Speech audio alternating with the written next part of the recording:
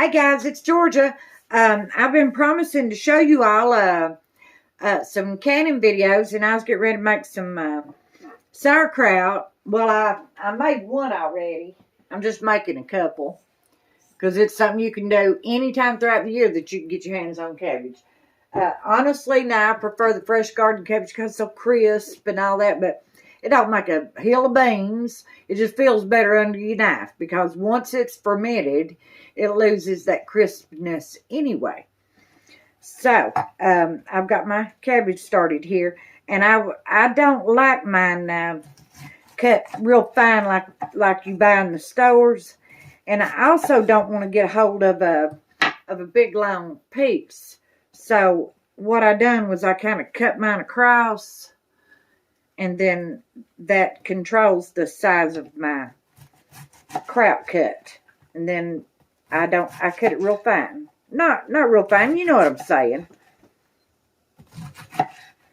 And then, oh, I forgot to tell you what you're going to need. You're going to need your cabbage, of course. Cleaned and rinsed. Take all the bad off. Cut your core out. You can pickle that core too. And you are going to need canning and pickling salt. Or you can use sea salt. I don't recommend table salt. Now, a lot of people swear by it. They use it. But what table salt does is it don't slow down the fermentation process. Sometimes it inhibits it, meaning that it doesn't ferment. And then you have a jar full of not spoiled cabbage, but super crazy salty cabbage that's not good. It's salty cabbage. It's not transformed into kraut. And you're going to need, I like the wide mouth quart canning jars, but you can use the regular jars. I have plenty times. And you're going to need distilled white vinegar. And I've got my lid and ring, and they just started boiling. I'm going to turn them out. And they don't have to boil. But the reason I boiled mine was because they've been in storage down there and wasn't in their box. And even though I washed them, I still went ahead and boiled them. And then I'm cutting up my cabbage here. And I'll show you what I do. And you don't have to make a big bunch. You can make one jar at a time if that's what suits you. Whatever you want to do. And also, too, another thing that slows down your fermentation is if your space that you're going to put your finished product in, if it's real cool, like 60 degrees or lower, it slows that process down. It'll still ferment, just it'll be a slower process because it's colder. And the big pieces that's in there, like this right there, off the ribs, leave it in there. It don't matter. It'll ferment. That's up to you. I'm not picking all that out. And you don't have to. It's not necessary. Pickle it right in there with the rest of it.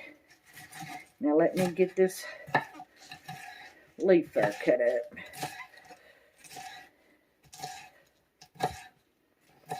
And I'll show you what I do. Let me get my lid and ring. I'll lay them down here. This is a clean spoon I've got there.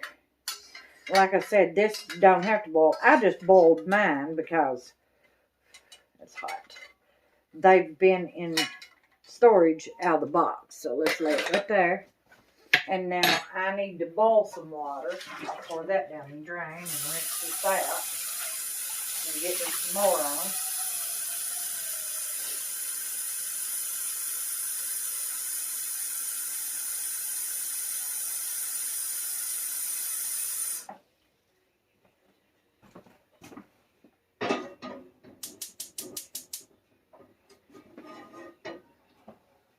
Canning sauerkraut's one of the absolute easiest things in the world to do. It is absolutely not time consuming now, unless you've got a garden plumb full of cabbage and you've got to get it took care of. Been there, done that. Let me do this like I did that other one, so that I know about what I'm going to have there now.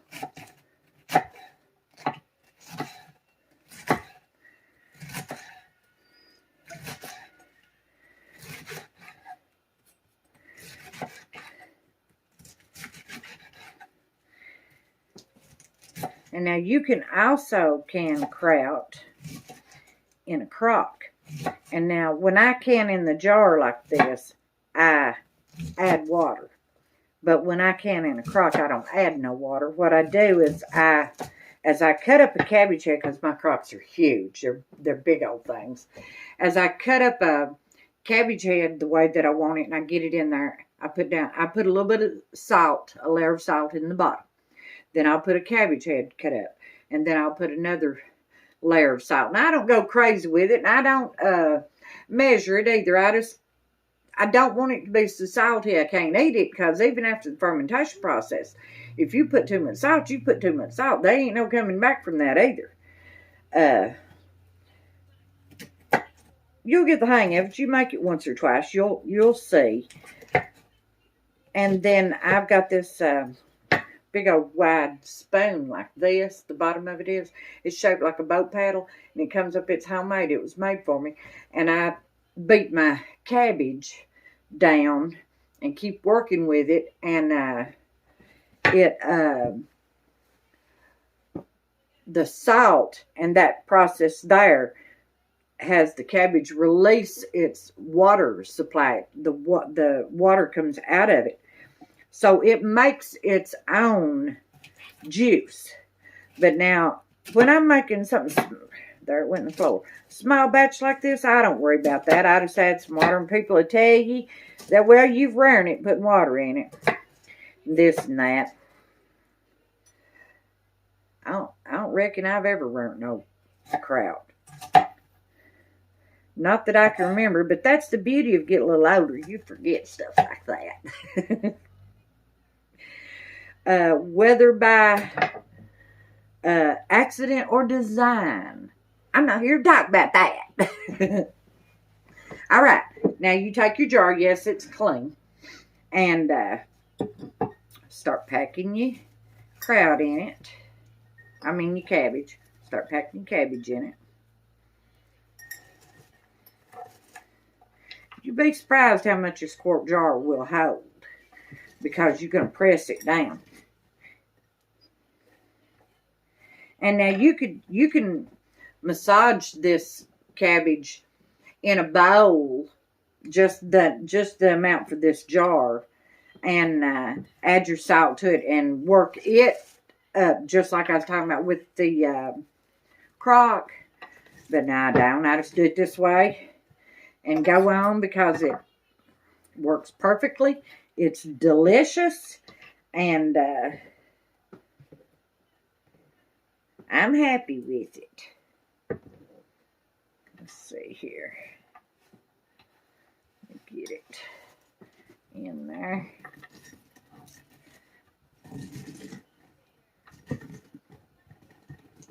And what you do is you want to pack it down to where there's no obvious big spaces. Like there's a little space, but now that don't matter, because now as it ferments and starts shrinking down, and the juice coming out of it, it will do. You'll have some floating.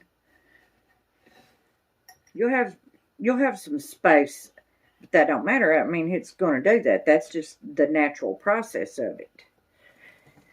And press it down. And I like to get it to where it's pressed good and down, and my shoulders. See, you can see there's the shoulder of my jar. And now I got it the way I want it. But now that's just me. I like to give it a little bit of space there. And it's packed real good. And I am going to put me, I don't do an exact measure. But I've seen a hole in my bag. I'm going to take me a teaspoon. I don't use a measuring spoon. And I'm going to put me,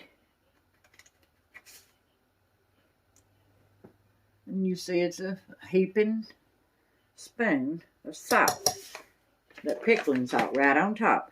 And now for the vinegar, I usually grab me a tablespoon, because that's, well, usually I have more than one jar. I usually have 2 or 3 at the very least. And I don't want to get my salt spoon wet but it's too hard to measure. I spill vinegar everywhere. And you could, I'll show you, it's not hardly nowhere near full, but it's probably a dab over a teaspoon. And I just pour that right in on top of that salt. And we're waiting on our water to come to boil. And we'll be back here in a minute. Thank you. Hi guys. I have got my water, and it's just now coming to a boil. And I took my measuring cup, and I done boiled it once. I poured some water over it, and I've got the water coming to a boil again, so that we can get our water in here and get her sealed up and be done with it. That'll give me 2 jars. I'm waiting for it to come to a good boil. It's a little boil around the edges, There we go. We got us a bubbly bowl. Now, what you do is you get your boiling water. You pour it over your kraut, your salt and your vinegar. Let it, see if it needs to bubble and run down anymore. It's still, our bubble's still coming up to the top. Supposed to take a knife and poke stuff like that down, but we're fermenting, so it don't matter as long as it's under there. Let me put one more little dab in it. That ought to do it. Pour that out and pour that out. We don't need that no more. And let's get our, ooh, that's hot, lid and ring on there. Tighten her up. And I like to give it a gentle, did you hear it making a racket? Little gentle turn. There we go. And then now I will put my 2 jars, and it's already puffing up. It's tight as Dick's hat band. And they can puff up. I think I done told you. They can puff up, and they can even bend. But now it's all right. They shouldn't have no smell unless I've got a faulty jar here. And I will, after it cools, to where it don't, because my pan, I'm going to put them in glass too. Just because it happens to be. It doesn't matter what you put them in as long as it's got a lip on it in case this does crack and break. Then you won't have a mess in your cabinet. But you want to keep them in the dark. And after about 10 days, I'll open one and I'll try it and see if I like it.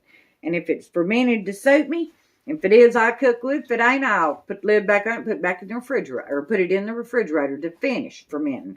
It'll slow the process down because it's cool, but I'll still do it.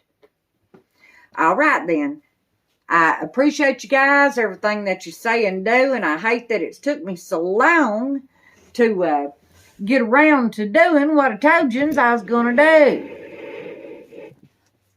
And here is one of our jars of kraut. Boy, it's hot. Boy. And until next time. Ain't that pretty? I can't wait to try it because I'm out of kraut. Thank you. Thank you a lot.